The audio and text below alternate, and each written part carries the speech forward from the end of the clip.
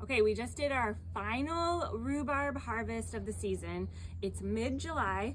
We're here in the Pacific Northwest near Seattle, and the old timers have told us that this is kind of the last point that you want to harvest from your rhubarb so that your rhubarb has the rest of the summer to grow, retain energy, and come back bigger and better. But here's what I want to show you, okay?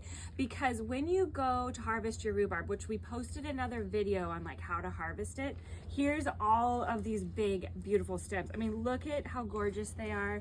We're gonna make simple syrups, rhubarb cobblers, crisps, but I'm putting this into the freezer so I can use it later because we cannot possibly eat this much rhubarb right now. You want your stalks to be really firm, okay? So if you go let me set this down. When you go to harvest the stalks, some of them are gonna look like this. Can you see now? Is that better? Okay, some of them are gonna look like this because it's really normal and natural for the leaves as they're done, they start to die off. So don't be worried if you have some leaves like this on your rhubarb, they just need to be pulled off. This is just the natural cycle of it.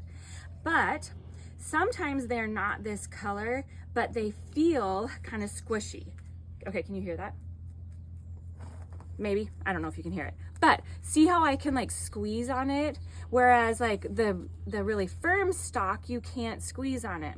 But here's what happens.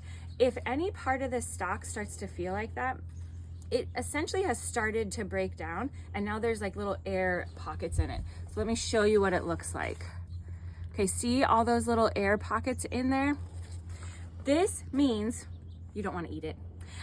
What is happening is it's breaking down, which is fine, but if you try to slice this up and cook it, it will not matter how much you cook it. It's gonna be woody and really tough. This is not what you want to cook with. So even if it feels firm, you're holding it and you're like, this feels firm. If you cut into it and you can see air pockets like that, don't use this for baking because you're going to be disappointed. You're going to go to bite into your pie and it's going to be like you're eating woody rhubarb. This rhubarb is fresh. It has a nice fresh leaf, so that's a really good sign. And then also the whole stem is really firm. So this is amazing. This is what we're gonna bake with. This is what I'm gonna make rhubarb simple syrup with. We'll eat the rhubarb sauce from that. So this is what you wanna bake with. This one, when it's like this, don't bake with that one.